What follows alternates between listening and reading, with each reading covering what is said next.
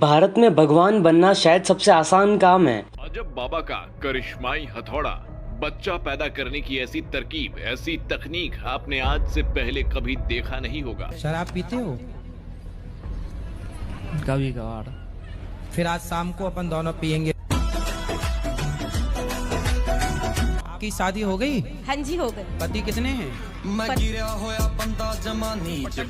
हो सकता है कि आज का वीडियो शायद कंट्रोवर्शियल हो। All I ask is you hear me out with your open mind. अब इस बात को समझने की कोशिश करना कि जिस इंडिया में, जिस भारत में हम रहते हैं, वह एक स्पिरिचुअल देश है, जहाँ सदियों पहले स्पिरिचुअलिटी में हमने मुनि जैसे स्पिरिचुअल लीडर बनने के लिए स्पिरिचुअल नॉलेज, प्रैक्टिस, मेडिटेशन होनी चाहिए।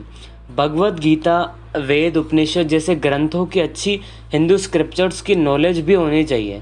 सालों की मेडिटेशन, प्रैक्टिस, योगा और आगे बढ़ने से पहले ये जान लेना ज़रूरी है कि भारत में गुरुज का कितना महत्व है। थाउजेंड ऑफ ईयर्स से गुरुज की सोसाइटी में एक सेक्रेड और इम्पोर्टेंट पोजीशन रही है।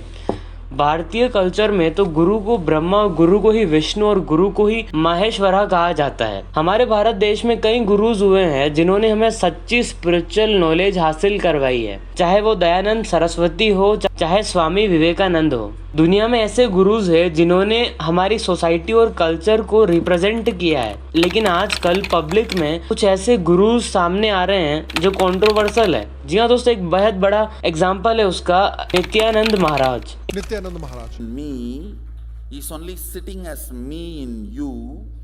These two only is talking to each other. Understand? I can only talk to. इन्होंने स्वयं तक कहा है कि अपनी शक्तियों से क्लाउड्स तक को कंट्रोल कर सकते हैं। सिर्फ भारत में ही नहीं बल्कि अमेरिका जैसी बड़ी कंट्रीज में भी इनके अपने आश्रम हैं। लेकिन 2010 में इनके ऊपर एक केस बना जिसके बाद से ये इंडिया छोड़कर भाग गए। इंटरनेट सोर्सेज से आया है कि लैटिन अमेरिका के एक आइलैंड में इन्होंने अपना स्वतंत्र देश बना लिया है, जिसकी अपनी करेंसी भी डेवलप कर ली है। स्पिरिचुअल टॉक को पाने के लिए डिसिप्लिन को प्रैक्टिस करते करते कई मुनियों ने स्पिरिचुअलिटी को मास्टर किया। लेकिन आजकल की जो बोगस स्पिरिचुअल लीडर्स बनने की उसमें कुछ डिफरेंट ट्रेंड्स देखे गए। आजकल कुछ कंटेंट क्रिएटर सोशल मीडिया पर पब्लिक में खुद को स्पिरिचुअल लीडर्स कह रहे हैं। ऐसी सजेशंस लग रही है कि आजकल के कई स्पिरिचुअल लीडर्स ऑथेंटिक नहीं है। ये सारे हमारे देश में जो पाखंडी लोग हैं ना, राम और कृष्ण की कथा कहने वाले, धीरेन्द्र शास्त्री जैसे लोगों को जेल में रहना चाहिए। अफसोस है कि वे बाहर हैं। ये लोग संत परंपरा को खराब कर, इसे एक प्रोडक्ट की तरह यूज कर इस बच्चे को वहाँ ले जा रहे हैं, पैसे कमाने के लालच में ले जा रहे हैं। इसके नाम पे भीड़ इकट्ठा हो रही है। तो आज मैं बात करने जा रहा हूँ इन स्पिरिचुअल लीडर्स के बारे में। क्या है इनकी सच्चाई, क्यों ये खुद को गलत कह रहे हैं। इसमें अब कई ऐसे स्पिरिचुअल लीडर्स सामने हुए हैं जिनमें से एक है अभिनव अरोरा जी, जो हाल फिलहाल में सोशल मीडिया पर काफ़ी ट्रेंड कर रहे हैं, जिनके वीडियोस इंस्टाग्राम पे काफ़ी फेमस है। जिन वीडियोस में वे कई अलग अलग तरह का ज्ञान देते रहते हैं और फिर उन्हीं की वीडियो मिलती आती है चिकन खाते हुए। आप इसको मान कर ये खा सकते हैं? नहीं। तो वो भी तो किसी का परिवार है। खुद नॉनवेज नहीं खाती लेकिन मेरे लिए चिकन। लेकिन इंटरेस्टिंग बात यह है कि जब उन पर एलिगेशंस लगते हैं तो उन्होंने उल्टा 7 यूट्यूबर्स के ऊपर डिफेमेशन का केस फाइल कर दिया। लोगों में इन फेक गुरुज का होना हमारी सोसाइटी में टॉक्सिक होने जैसा है। बाबा ने बोला बस लोग मान लेते हैं। कंधे पे दर्द है, बाजू में दर्द है, कहीं ना कहीं पे भी दर्द है, टांगों में दर्द है, मैं कह रहा हूँ सर में भी दर्द है। इमेजिनेटली लिख लो 5-8।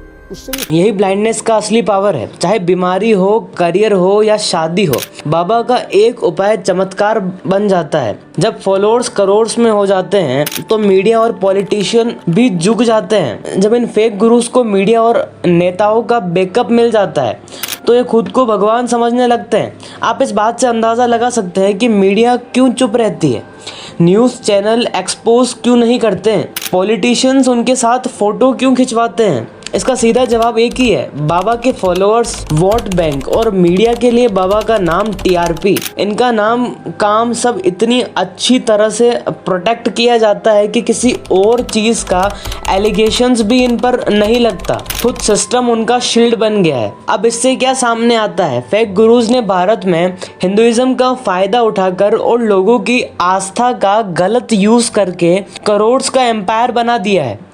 लोगों को बोलते हैं सब मोह माया है और खुद ये लेविश लाइफ जीते हैं। किसी भी स्पिरिचुअल गुरुज है जो हिंदुइज्म को बड़े और अच्छे लेवल पर प्रमोट कर रहे हैं और पॉजिटिव कलर के रूप में प्रमोट करते हैं और ना ही इनमें कोई लालच है। ये स्पिरिचुअल लीडर्स हिंदू और हिंदुइज्म को यूनाइट करने की कोशिश करते हैं। ये लोगों को कास्ट सिस्टम पर आवाज़ उठाने, हिंदू टेंपल ज्वाइन करने जैसे बड़े मूवमेंट कर लोगों को पॉलिटिकली एक्टिव करने की कोशिश करते हैं। उनके सबसे बड़े एग्जाम्पल है सतगुरु। What may happen day after tomorrow? You already suffer. The stars hold all the power. The stars can speak their minds. Namaskaram. Good morning, Matthew. Good morning. What happens after we die? Some things you know best only by experience, Alexander.